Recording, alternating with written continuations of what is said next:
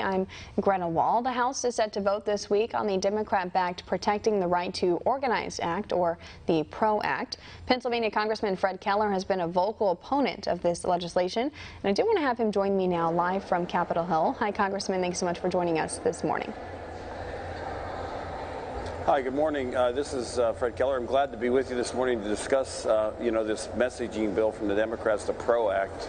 I know we've talked a lot about it, and one thing I think people need to understand is employers really have the best interests of employees at stake, and that employee-employee relationship is so valuable. And I think the PRO Act undermines, what employers and employees can do working together. If you can, just for our viewers a little bit, go into a little more detail to explain what this legislation does include. Okay, what it does, and it harms employees because it would require private personal information to be transmitted to a third party, and it would require employers to do that for their employees' information. So I think people need to understand that, particularly in the age we're in with identity theft and all those things that can happen. I think people would want their employers to keeping their information secure, and the federal government would say no, you need to share that with other agencies. So that's an issue. It does a couple other things where independent contractors, the ABC test that's done in California, would harm the gig economy, and people that like to have a flexible schedule and work as they see fit and be an independent contractor, would really harm that.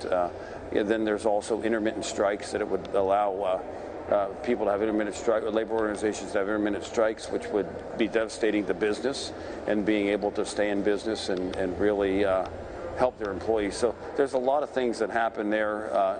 In addition to the intermittent strikes, it would allow for secondary boycotts and protests against suppliers of businesses. I think there's a lot of things that happen in this act that are really harmful to the employee, and the federal government doesn't need to be putting out a mandate that would be telling employees and employers how they should interact. You talk about this act being harmful to the U.S. employee, but labor unions in the U.S. are supporting this legislation. Why would labor unions be supporting something that is not good for U.S. employees across the country? Well, again, I think that when you look at labor organizations, and they've been very supportive of a lot of the Trump administration policies, the fact that more people are working and going to work. I think there's probably some unions that support it. Trying to figure out why they do or why they don't, is hard, because keep in mind that if you're a union, you're based upon union membership, and rather than having to go out and sell your product, they're trying to get the federal government to force people to buy it, and I don't think that it's ever a good recipe. So here again, I think unions might support it because it's a way for the federal government to mandate people to join their organization rather than them having to go out and do the work to show the benefit that they might have to an employee. Congressman, the U.S. has seen record-breaking job growth under the Trump administration, seeing that again this morning with the private sector adding the most jobs it's added in 5 years. How would the PRO Act stifle that growth here in the U.S.? How would I'm sorry, I didn't catch part of that. I caught about the jobs and how many more jobs are available. I think the PRO Act would harm that. Right, yeah. I was asking how it would stifle that job growth that we're seeing here in the U.S.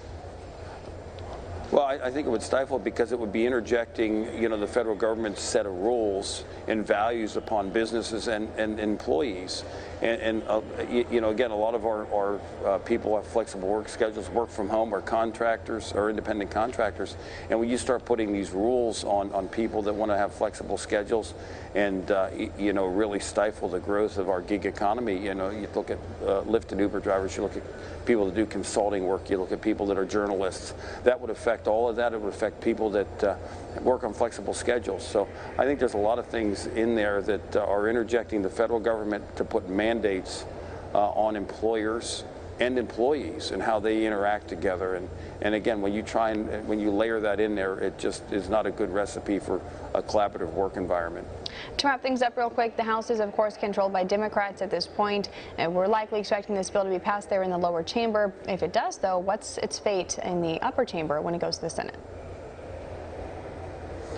Again, I'm having trouble hearing you on that question. I'm sorry, I didn't catch that. I was just asking, we do expect this, of course, to pass in the House as Democrats control the lower chamber. When it's, though, sent to the upper chamber, Republican-controlled Senate, what can we expect to happen there? Well, again, I think this is probably just more of a messaging bill to make people think that, you know, the House is working on something. You know, I don't expect that it would probably go anywhere in the Senate. I don't think the president would be, you know, wanting to interject the federal government into everybody's business or anybody's job, and I wouldn't see that it would go any place past the House. Quite frankly, it's been a partisan messaging bill.